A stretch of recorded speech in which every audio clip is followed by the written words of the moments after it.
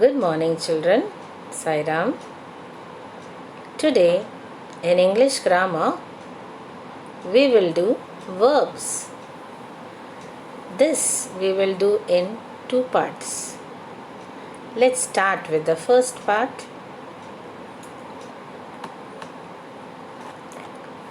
Yes, we have a picture in front of you. What does it say? How many words you can see there? What are these?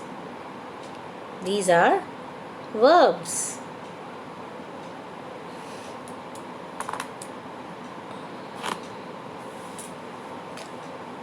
Let's have a sentence now. Jacob walks in the morning. So what is verb here? Walks. What does Jacob do? He walks in the morning. So what is a verb?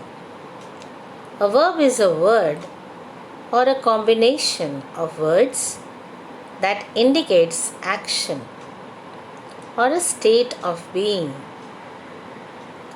A verb is the part of a sentence that tells us what the subject performs. So, verbs are the hearts of English sentences. Here in this sentence, your subject is Jacob. What does Jacob do? Walks. So if you don't have the word walks, it has no meaning. So it is the heart of the sentence. It's a main word. So it is a very important topic. So verbs are the action words in a sentence that describe what the subject is doing. Along with nouns, verbs are the main part of a sentence, telling a story about what is taking place. In fact, without a verb, full thoughts can't be properly conveyed. And even the simplest sentence, such as Maria sings, have one verb. So without verb, you cannot have a sentence. Let's have some more sentences. Mark is eating a sandwich. What is Mark doing? Eating. He is eating. So here, is eating is verb. They thought about all the prizes. What are they doing? They are thinking. So thought is the verb.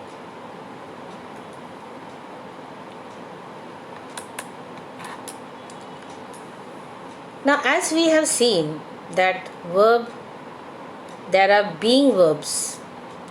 So let us see the being verbs is, are, was, were. State of being verbs are inactive. Well, let us be more clear about the state of being verbs. These sentences here you find it is given in bold letters. I am a student. So, am. It's a verb, state of being verb. Then, we are circus performers. Please be quiet.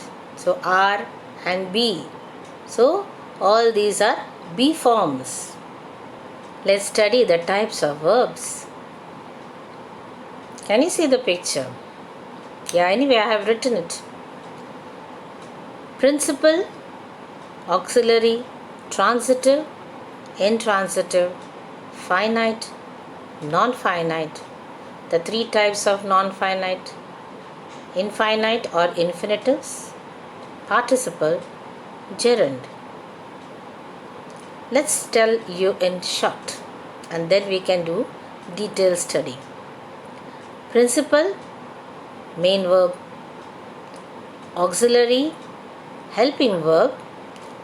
Transitive, which needs an object to complete the sense. Intransitive, which does not need any object to complete sense. Finite, which tells you the tense. Non-finite, no tense. Infinitives, to, with the verb participle ing, gerund also ing, but that will be taken in the next video. Let's start. So what is principal verb? Principal verb is the main verb. It is also called as lexical verb.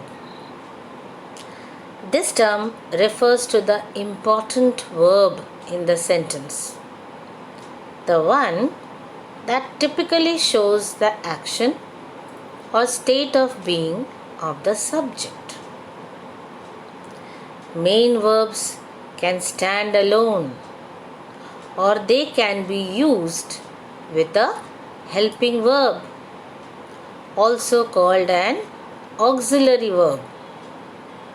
So we have the sentence, she is writing a letter. So where is the main verb? Writing. And what is helping verb here? Is. So what do we find? An auxiliary verb helps the main or full verb and is also called a helping verb. With auxiliary verbs, you can write sentences in different tenses, moods, or voices.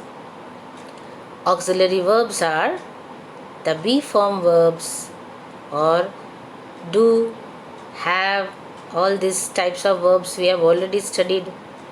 Then will, shall, would, should, can, could, may, might, must, ought, etc. Like model auxiliaries we will study later on. Now let us see this. She is writing a letter. So what is here? Is a helping verb and main verb is writing. Now read this sentence. She is writing a letter. How many verbs are there in this sentence? 2 verbs, is and writing. So where is the main verb? Writing. And helping verb? Is. So I hope you have understood what is main verb and what is helping verb or auxiliary verb. Let's find out the next type, that is transitive verbs. Let's see the sentence. She is writing a letter. Now you have to ask, what is she writing? A letter. When you asked what or whom, if you get the answer, that means it is object. So you should ask what or whom to get object. Then you say that the verb is transitive. As I told you, transitive is a verb which needs an object to complete the sense. So a verb is transitive if the action does not stop with the agent. So here, what is the agent here? What is the subject here? She. So the action passes to the object. So passes from the agent to something else.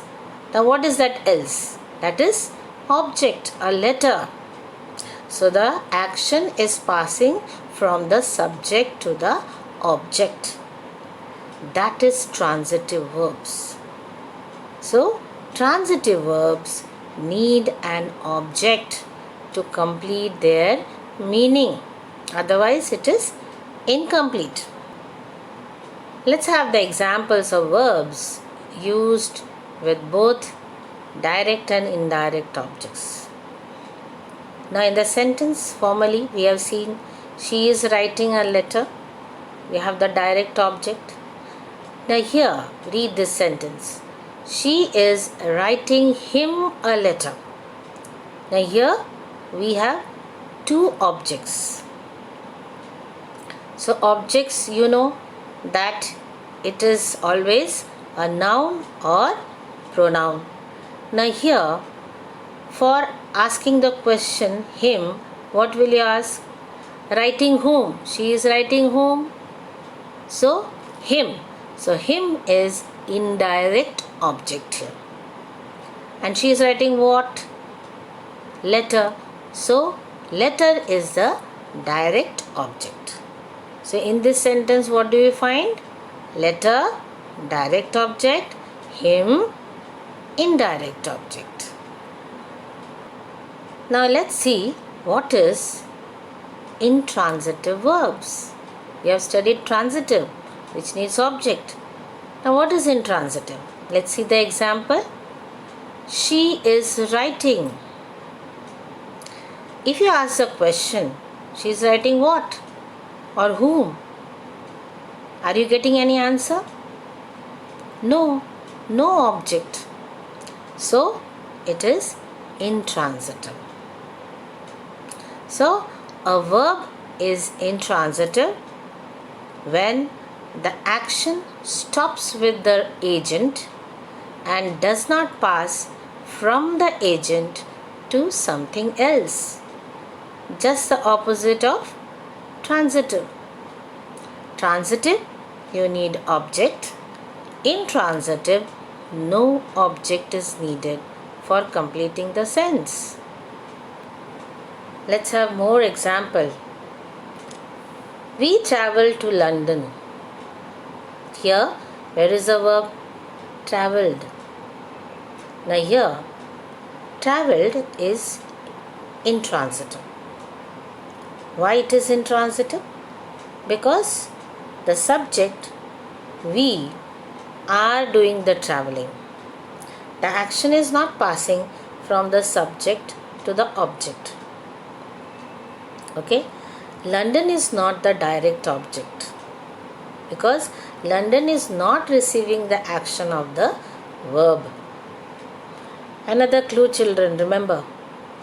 Intransitive verbs, you will have after the verb there will be preposition or adverb. This is a clue, remember. So you cannot ask the question what. Can you ask the question we travelled what? No. So this is intransitive. Let's have other examples. Cocks crow in the morning. Where is the verb? Crow. After crow, can you ask the question what? No. It is in the morning. Adverb phrase you have already studied. It is answering the question when? In the morning. It is not answering what. So children, always remember what and whom only you have to ask for transitive. And if you don't get the object, it is intransitive. Another intransitive, there will be preposition or adverb after the verb. Next sentence, let us see. Parul ran fast. So where is the verb? Ran. Ran what? No answer. Fast. Again adverb. Remember the clue, children. So it is intransitive. John eats before leaving for school. Is it answering the question what? John eats what? No object. So intransitive. Again, before leaving for school is adverbial phrase when. So it is intransitive. You don't get the answer of what or whom. It is intransitive verb. So what have you seen? John eats before leaving for school. Eats what? As I asked you, you don't get the answer. Eats when? Yes. It answers this question. So it means an adverb. But what do we want? We want an object to see whether it is transitive. Hence, you need to ask the question what. Right? Now see, this same verb can be used as a transitive verb. Let's see the next sentence. John eats the cookies before leaving for school. Here, eats would be transitive. Why? You can ask the question what? Eats what? The cookies. So here it is transitive. So there are some words which can be used as transitive or intransitive. Let's have some tips, children. Remember, some verbs are always used as intransitive verbs. Some are always used as transitive verbs. But some verbs can be transitive as well as intransitive. Let's see the verbs. Intransitive verbs: arrive, die, laugh, fall, smile, stay, go, sleep. Now, they will not have objects in most of the cases. Like arrive, you can take this sentence, take this verb. My friend arrived in the morning. So, where is the object? No object. So, it is intransitive. Then there are common transitive verbs. Let's see. Bring, carry, climb, give, hit, make, take, etc. Bring me a glass of water or give me a book. So, here again, object you are taking. So, it is transitive. Now, let us see the verbs which can be used both as transitive and intransitive, like close, eat, open, play, run, sit, stand, walk. Now let us take the word play. If I say he is playing, so what is it? Transitive or intransitive? It is intransitive. He is playing. But if I say he is playing football, so it is transitive. It is object, it is there. So he is playing what? He is playing football. So such verbs can be used both as transitive or intransitive. So what should we remember, children? She is writing.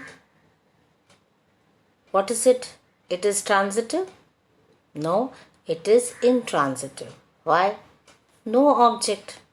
Then she is writing a letter. Here it is transitive. What is the object? Letter. So action verbs can be transitive or intransitive. So what is important here? Subject plus intransitive verb is sufficient to make a complete sentence. But subject plus transitive verb is not sufficient because transitive verbs demand a direct object. Now let's move on to other types of verbs. That is finite verb and non-finite verb. Let's see the sentences, children. I go to school every day. Lena goes to school by bus. Satish and Sia go to school with their father. Nita went to the market.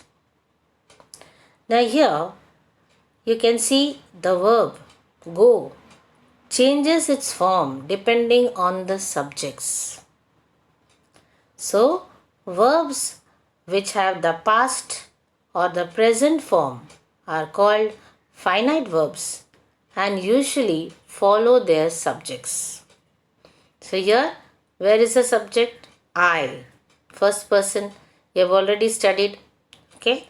I, first person. Leena, third person.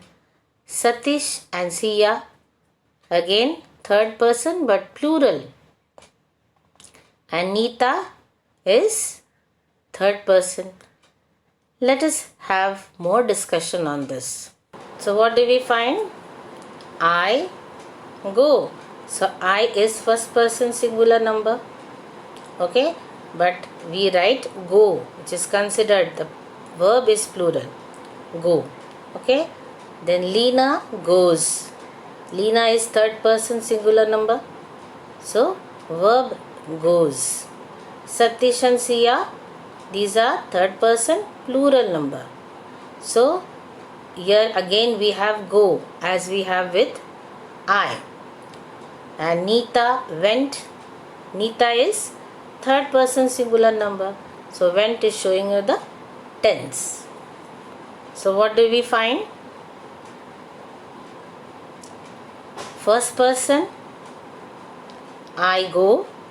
Second person, you go. And third person, here they go. So all everywhere you find the go is written.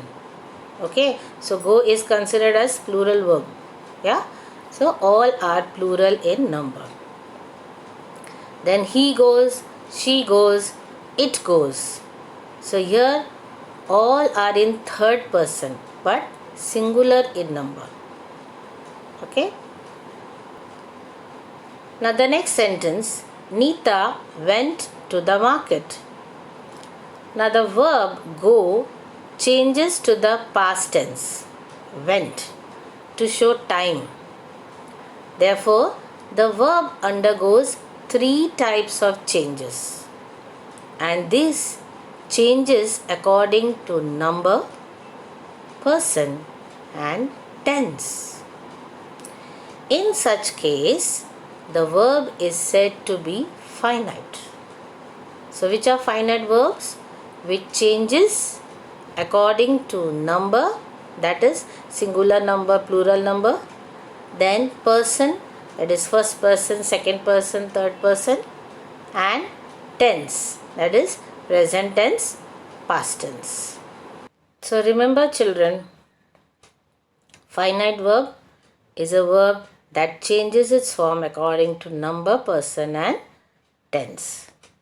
Now most finite verbs form their past tense form by adding d or ed or t at the end. See the example? She walked gracefully. So walk, what is the past tense? It is walked. So here it tells you the tense. Now that you have understood what are finite verbs, let us move on to non-finite verbs. Let's see the sentences. Anita wanted to make some coffee. They enjoyed drawing pictures. Find out the verb, children. In the first sentence, wanted to make. Okay, now wanted is the finite verb which tells you the tense. But what about to make? To make is non-finite. Now why it is non-finite? Because if you change the subject, now Anita is third person singular number, but instead of that, if you say I wanted to make some coffee, there is no change. So you can say I wanted to make some coffee or you wanted to make some coffee. So here to make, the verb does not change with the change in the subject or the number. Whether it is singular number or plural number, this verb doesn't change. Then in the next sentence, they enjoyed drawing pictures. So where are the verbs? Enjoyed and drawing. So enjoyed is finite, it's telling you the tense. Okay? So, but drawing pictures, instead of they, you can write I enjoyed drawing pictures. So drawing remains the same. This verb drawing remains the same. So such verbs like to make and drawing are not limited by person, number or tense, as they are not governed by a subject. So before to make or drawing there is no subject, right? So they are not governed by a subject. They do not change their form with person, number or tense. So what do we find? Non-finite verbs are the other forms of verbs like infinitives, as you have seen to, make, to and verb, then ing, drawing. Okay? So these are the ing form or ed forms. Let's have more sentences to make it clear. I dislike climbing trees. Here, find out the verbs. Dislike, climbing. So dislike is finite and climbing is non-finite. So I dislike climbing trees or she disliked climbing trees. So they dislike climbing trees. So here climbing will remain the same. It will not change. Okay. Then next, cooking is her hobby. So cooking non-finite. Okay. Sometimes it comes in the place of subject also, that we will study more afterwards. So cooking is her hobby. So cooking is non-finite and is finite. Children, I hope you have understood what is the difference between finite and non-finite verbs. But there are types of non-finite verbs like infinitives, participles, gerunds. We will learn about these in the next session. With that, we come to an end of this video. Children, after this video, there will be a link wherein you have to click on the link and submit your answers. Thank you. Have a nice day, children.